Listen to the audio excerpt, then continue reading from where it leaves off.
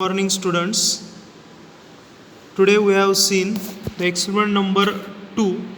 Use voltmeter, ammeter, wattmeter to determine active, reactive and apparent power consumed in given RL series circuit and draw its phasor diagram. आता ह्या प्रॅक्टिकलमध्ये प्रॅक्टिकलची circuit diagram इथं given दिलेली आहे. पहा, practical setup circuit diagram work situation. तर हे practical करण्यासाठी आपल्याला लागणारे ॲपॅरेटस एक रिओस्टॅट, 3 व्होल्टमीटर, एक ॲमीटर, एक वॅटमीटर आणि एक इंडक्टिव्ह कॉईल. त्याचबरोबर आपल्याला ह्या प्रॅक्टिकलसाठी एक ॲटो ट्रान्सफॉर्मर पण लागणार आहे. तर ह्या प्रॅक्टिकलची सर्किट डायग्राम इथं दिलेली आहे. पहा, तर सर्किट डायग्राममध्ये पहा, एक सुरुवातीला फेज आणि न्यूट्रल म्हणजे single phase 230 volt 50 hertz supply दिलेला आहे. तर single phase 230 volt 50 hertz supply आपण या ठिकाणी ॲटो ट्रान्सफॉर्मरला प्रोव्हाइड केलेला आहे. ॲटो ट्रान्सफॉर्मरचा जो काय आउटगोईंग सप्लाय असेल मीन्स आउटपुट असेल, ते आउटपुट आपण इथं या ठिकाणी टर्मिनल ई थ्रू ॲमीटरला कनेक्ट केलेलं आहे. ॲमीटर थ्रू ते आपण वॅटमीटरच्या मेन टर्मिनलला कनेक्ट केलेलं आहे. नंतर या ठिकाणी वॅटमीटरचा MC मीन्स मेन आणि कॉमन टर्मिनल हे इथं शॉर्ट केलेलं आहे. नेक्स्ट वॅटमीटरचे नंतर सेकंड L टर्मिनल हे रिओस्टॅटच्या फर्स्ट टर्मिनलला कनेक्ट केलेलं आहे. नेक्स्ट रिओस्टॅटचं सेकंड टर्मिनल इंडक्टरच्या फर्स्ट टर्मिनलला कनेक्ट केलेलं आहे. नेक्स्ट इंडक्टरचं सेकंड टर्मिनल, इंडक्टर आपण इथं चोक कॉईल यूज केलेली आहे. तर इंडक्टरचं सेकंड टर्मिनल आपण या ठिकाणी वॅटमीटरच्या L टर्मिनलला कनेक्ट केले आणि दोन्ही टर्मिनल शॉर्ट करून पुन्हा आपण ॲटो ट्रान्सफॉर्मरच्या न्यूट्रलला कनेक्ट केले. तर यावेळी आपण या प्रॅक्टिकलचे कनेक्शन केलेले आहेत. नेक्स्ट आता ॲपॅरेटस पहा. आता ॲपॅरेटसमध्ये आपण फर्स्ट रिओस्टॅट जो यूज केला तर त्याची रेटिंग आहे 200 ओहम 1 ॲम्पियर. नेक्स्ट हा आपण यूज केला आहे 200 ओहम 1 ॲम्पियरचा रिओस्टॅट. सेकंड चोक कॉईल, तर चोक कॉईल 1.56 हेनरीची यूज केलेली आहे. नेक्स्ट आपण या ठिकाणी 1 ॲम्पियरचा ॲमीटर यूज केलेला आहे. सेकंड वॅटमीटर हा आपण 150 वॅट 1 ॲम्पियरचा यूज केलेला आहे. आणि त्याचबरोबर आपण एक ऑटो ट्रान्सफॉर्मर इथं यूज केलेला आहे.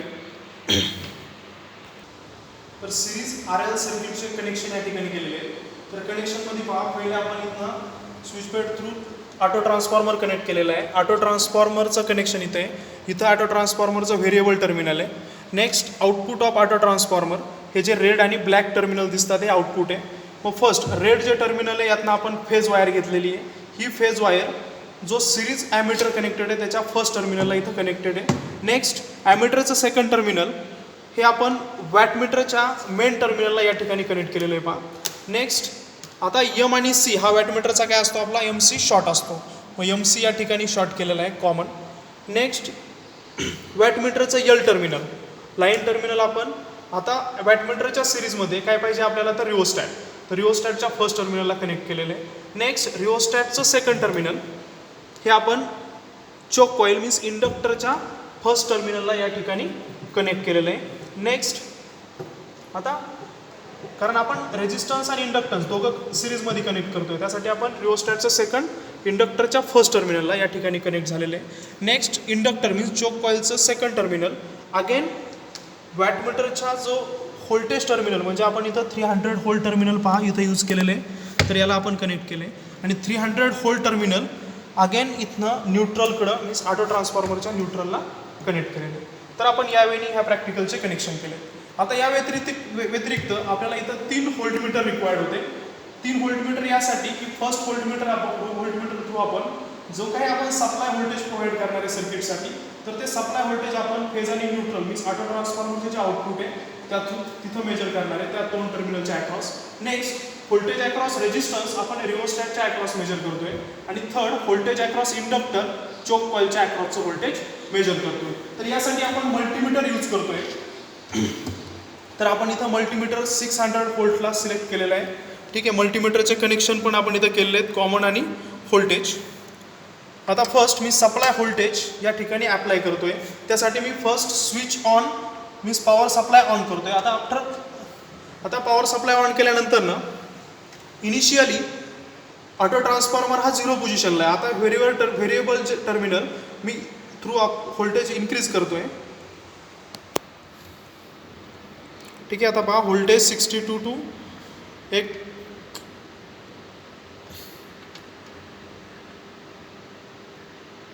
207 व्होल्ट आपण सप्लाय व्होल्टेज इथे अप्लाय केले.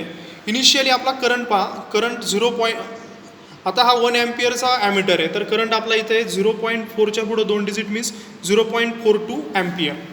नेक्स्ट पॉवर, तर पॉवर पहा या ठिकाणी टोटल 150 वॅटचा वॅटमीटर आहे, तर टोटल पॉवर इथं शो होती आहे एक 10 वॅट. नेक्स्ट आता हे first term voltage across rheostat हे आलेलं आहे आपलं 76 व्होल्ट. आता रिओस्टॅटची पोझिशन इथं मॅक्झिमम आहे, मीन्स आपण टोटल 220 ओहम रेजिस्टन्स इथे अप्लाय केलेला आहे. Next voltage across choke coil हे पण आलेलं आहे आपलं पहा 171 व्होल्ट. तर यावेळी आपल्याला हे प्रॅक्टिकल परफॉर्म करायचं होतं. तर आपण जे काही ऑब्झर्वेशन घ्यायचे होते टोटल ऑब्झर्वेशन आपण इथे घेतलं, तर एक सॅम्पल रिडिंग टेबल पहा ह्या प्रॅक्टिकलचा. तर ऑब्झर्वेशन टेबलमध्ये इनिशियली काय सांगितलं आहे, फर्स्ट फाइंड आउट काय सांगितलं आहे, रेजिस्टन्स ऑफ इंडक्टर. तर रेजिस्टन्स ऑफ इंडक्टरसाठी मी आता हा second in observation table of series RLC circuit. Firstly आपल्याला काय फाइंड आउट करायचं आहे, रेजिस्टन्स ऑफ इंडक्टर, त्याला आपण इथं स्मॉल आरने रिप्रेझेंट केले. तर रेजिस्टन्स ऑफ इंडक्टर मीन्स आता आपण इथं इंडक्टर म्हणून चोक कॉईल यूज केलेली आहे. तर resistance of choke coil firstly आपण कॅल्क्युलेट करतोय, मेजर करतोय थ्रू दिस मल्टीमीटर. ठीक आहे. तर आता इथं आपण ऑलरेडी सिलेक्ट केलं आहे रेजिस्टन्स. तर रेजिस्टन्स ऑफ इंडक्टर हा इथं 63.2 शो होतो आहे. तर 63.2 हा झाला रेजिस्टन्स ऑफ इंडक्टर. म्हणजे स्मॉल आरची जी व्हॅल्यू आपल्याला रिक्वायर्ड होती तर ती आलेली आपली 63.2 ओहम. नेक्स्ट आता ऑब्झर्वेशन टेबलमध्ये आपण फर्स्टली आर फाइंड आउट केला. आता ऑब्झर्वेशन्स काय आहेत, सप्लाय व्होल्टेज व्ही जे की सप्लाय व्होल्टेज आपण ऑटो ट्रान्सफॉर्मरच्या अक्रॉस मेजर केले. नेक्स्ट करंट आहे ॲमीटर थ्रू आपण मेजर केला आहे. नेक्स्ट व्होल्टेज अक्रॉस रेजिस्टन्स, आता resistance means voltage across rheostat जो आपण मेजर केला आहे. Next voltage across choke coil V coil, तर आपण तो चोक कॉईलच्या अक्रॉस जे व्होल्टेज मेजर केलं ते इथे येईल. Next power P means wattmeter through आपण जे काही पॉवर मेजर केली आहे ती इथं आपण शो करतो. आता हे झाले ऑब्झर्वेशन. तर ह्यावेळी आपण रिडिंग फर्स्टली घेतले ते. आता हे रिडिंग घेतल्यानंतरनं आपल्याला इथं काय फाइंड आउट करायचं होतं, तर ॲक्टिव्ह पॉवर, रिॲक्टिव्ह पॉवर आणि ॲपरंट पॉवर. राईट. तर मग नेक्स्ट कॅल्क्युलेशन्स. तर ह्या कॅल्क्युलेशनमध्ये काय येते पहा, फर्स्ट दिलं आहे V R means voltage across inductor. मग इंडक्टरचे voltage across resistance inductor resistance. तर इंडक्टर रेजिस्टन्स जो काय असेल त्याला I × R असेल. तो I मीन्स टोटल करंट आणि R मीन्स या केसमध्ये रेजिस्टन्स ऑफ इंडक्टर. तर याचा प्रॉडक्ट इथे येईल. Next voltage across pure inductor. आता प्युअर इंडक्टन्स मीन्स VL आपला. तर VL इज इक्वल टू इथं दिले पहा under root V coil square minus VR square. V coil कुठं आला, तर आपण जो first voltage across choke coil हा झाला व्ही कॉईल.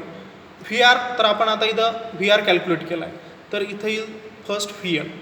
सेकंड रेजिस्टन्स, आता R is equal to VR upon I. VR means voltage across resistance divide by total current.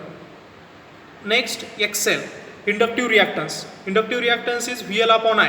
तर VL इथं आपण कॅल्क्युलेट केलेला आहे आणि I आपल्याकडे ऑलरेडी आहे. Next Z means impedance. Impedance is equal to total voltage upon current. Total voltage means supply voltage V upon current I. तो इथं येईल इम्पिडन्स. आफ्टर फाइंडिंग इम्पिडन्स आता नेक्स्ट काय फाइंड आउट करायचं आपल्याला, power factor. Power factor cos phi. मग cos phi is equal to P divide by VI. आपण इथं ॲक्टिव्ह पॉवरचा फॉर्म्युला यूज करतोय, P is equal to VI cos phi. तर आपण त्याला इथं रिअरेंज केले आणि रिअरेंज केल्यानंतर ना कॉस फाय काय येईल, cos phi is equal to येईल P डिवाइड बाय VI. तर P हा इथं आपण ऑब्झर्वेशनमध्ये आपल्याकडे आहे ऑलरेडी वॅटमीटरचं reading divide by V × I. तर V व्होल्टेज आणि I मीन्स करंट. तर येईल फर्स्ट इथं तुम्ही कॅल्क्युलेट करताय कॉस फाय. आता कॉस फाय कॅल्क्युलेट झाल्यानंतर ना आपल्याला कॉस फायवरनं फेज अँगल फाय कॅल्क्युलेट करायचा आहे, मीन्स कॉस इनवर्स त्याचा कॅल्क्युलेट करून. ठीक आहे. नेक्स्ट आता ही झाली ॲक्टिव्ह पॉवर. नेक्स्ट रिॲक्टिव्ह आणि ॲपरंट पॉवर. तर रिॲक्टिव्ह पॉवर असते आपली Q is equal to VI sine phi. तर यामध्ये VI ऑलरेडी आपल्याकडे अवेलेबल आहेत साईन फाय. आता साईन फायमध्ये फेज अँगल पण माहिती आहे, तर इथं फेज अँगलची व्हॅल्यू पुट केल्यानंतर ना तुम्ही इथं रिॲक्टिव्ह पॉवर फाइंड आउट करू शकता. Next apparent power. Apparent power S is equal to असतो आपला V × I, product of voltage and current. तर व्ही आणि आय ऑलरेडी गिवन आहेत, आपण ॲपरंट पॉवर पण यावेळी कॅल्क्युलेट करू शकतो. तर हे झाले calculation of series R L circuit.